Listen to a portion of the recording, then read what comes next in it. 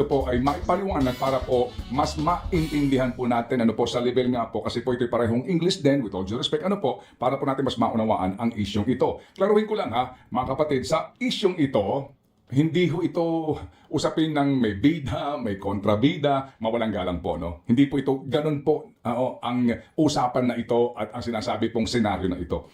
Practically po, sa katotohanan, ito po ay tungkol sa contractual obligation ng dalawang nag-usap at bumuo ng isang kontrata.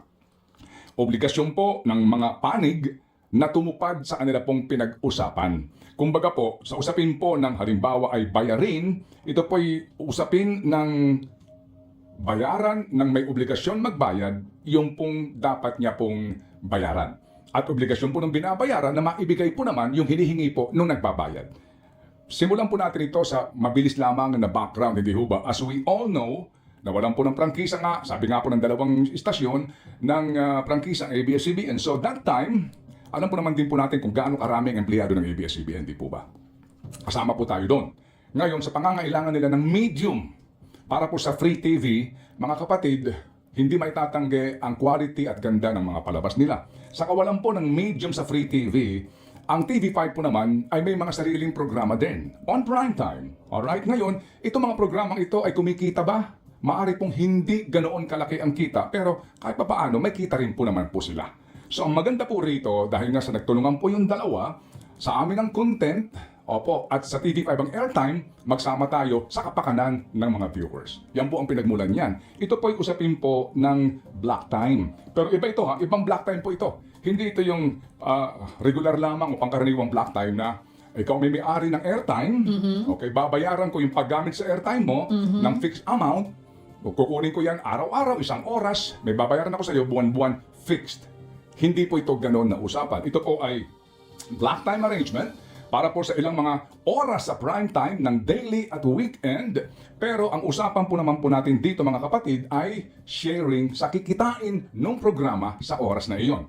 Ibig sabihin, ang kikitain po dito ay manggagaling sa mga advertisement po ng palabas. At sila po ay may kasunduan kung magkano ang share ng content provider at magkano po naman ang share noong po nagbibigay ng airtime. Dahil ang dalawang istasyon ay naharap po sa mga pagsubok pinansyal at pananalapi. Yan po naman po ay klarong-klaro, kaya nga maganda ang pagsasanib. Ngayon, doon po sa usapin ng mga share na ito, may kasunduan sila. Kung magkano ang share ng content provider at share ng airtime provider. At meron din silang kasunduan kung kailan ka takdang magbibigay ng remittance doon sa nagbibigay sa iyo ng airtime. Nagkasundo sila doon at maliwanag yan. Alam po ng bawat panig yan, ang mga obligasyon na iyan. Ang tanong, nakakubra ho ba yung content provider ng kita mula sa advertisers? Ay na oo naman. Kasi po ang mga advertisers ay nagbabayad yan sa takdang panahon din. Hindi po ba? Oo. At dito po, may kaukulan po silang kwentada na sa porsyento. Ang tanong lang mga kapatid, magmula po nang nagsimula itong usapan na ito at kasunduan na ito, opo, nakapagbibigay ba ang ABS-CBN ng kanilang financial obligation hango sa contractual nilang kasunduan dito sa TV5? Alam po ng ABS-CBN yan kung sila po ba'y nakapagbigay o nakapagbigay na po ng kaukulang share magmula noong 2023 hanggang sa kasalukuyan bago lumabas po itong statement na ito at magkaroon na po ng pagsasabi na gusto na namin tapusin ang kasunduan natin dahil sa tingin namin hindi kayo sumusunod. Bago mangyari yan, opo, magmula nung simula nung 2023, alam po ng ABS-CBN yan, nakapagbigay ba kayo ng kaukulang remittance? Alam nila yan. Oo o hindi. After that, 2024, tanong din po, nakapagbigay po ba kayo ng kaukulang remittance? Alam din po naman nila yan.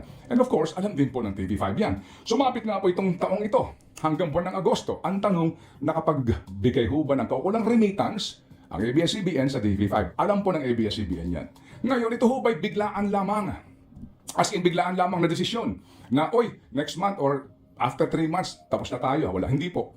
Nagkaroon po dito, alam din po ng magkabilang panig yan, ng mga, alam niyo na, emails, tawagan, at mga usapan dito po sa sinasabing pagtupad sa napagkasunduan. Okay, hindi po ito as in biglaan lang na desisyon, ha? Hindi po ganun yan. Kasi nga po, syempre, ang mga implikasyon po dito, marami din. Ngayon, ang pananaw po, gaya nga po ng statement ng TV5, sa kanila po kasi, kinekwenta rin po nila kung magkano ang collectibles nila.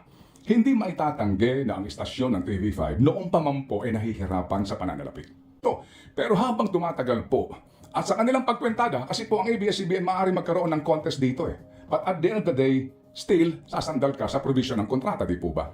So habang sa pananaw po ng isang istasyon, palaki ng palaki ang aming dapat na inaasahan na kikitain. Kasi hindi rin po natin maiaalis na kung ikaw yung nagbibigay ng content, may gastos ka sa produksyon, etc. Kaya nga, supposedly, mas malaki ang share mo doon sa advertising revenues. Pero yung airtime provider, may gastusin din po yan. Maliban sa kuryente, maliban din po sa sarili pong mga, alam nyo na, yung mga produksyon na kinakailangan relevant to that, yun din pong sweldo ng mga empleyado. Malaki po ang payroll na yan. So, kinalaunan, kung hindi ka nakakakuha on time ng iyong dapat na makakuha, sa kahahagilap ng perang pambayad. So, ibig sabihin po, gagawa ka rin ng paraan. Kasi nga, sa isa pong korporasyon, kapag ganito na meron ka ng kontrata, both sides, projected mo na ang income mo, di ba? Nagbabudget kayo. So alam mo na, okay, sa ating usapin ng ito ang ating gastusin, operation, maintenance, etc. Oo. Okay, may pagkukunan ka. Kasi alam mo na may paparating na income, di po ba? Ganun po naman yan eh. So ikaw ay nagpo-project magmula pa ng 2023, 2024, so may inaasahan ka. Paano kapag hindi dumating yung inaasahan mo na yon? So magugulo lahat ng operasyon mo at maghahagilap na ngayon ng pagkukunan ng pera. Both sides yan ha? Opo, di po ba? So dito, sa pananaw po ng isa, sandali lang. Lumalaki ito hanggang kailan ito. Maaring dito pa mag-contest po yung kabila. Pero sabi nga is that hindi naman ito biglaan. Nagkaroon muna po ng mga sinasabi na baka naman pwede mag-terms of payment. O baka naman po magkaroon po ng tinatawag po natin na proposal, opo, para po maayos ang binabanggit po na payment plan. Mga ganun po. O, kung ano man. Pero kung hindi po yung klaro, siguro po hindi kasasama ng loob ng iba na sandali lang. Maganda tayo dito.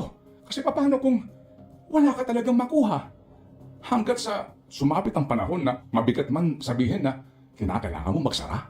Hindi po ba? Ayaw natin mangyari yun. Sa lahat po ito, sa magkabilang panig po ito. So ngayon, ngayon po na pwede ka naman din kahit papaano ngayon, obligado ka mag-produce ng sarili mong content. Oo, obligado ka, challenge ka ngayon. So kahit na panibago na naman itong gastusin at puhunan, magpo-produce ka kasi nga para sigurado ka na yung production mo may income na babalik sa iyo. Sure ka doon. Pero doon po sa mga uncertainty na makakakubra ka ba o hindi, palagay ko po, anumang pong kumpanya ay magdedesisyon na sa panig po ng nakasisiguro ka kahit pa paano na meron ka makukuha.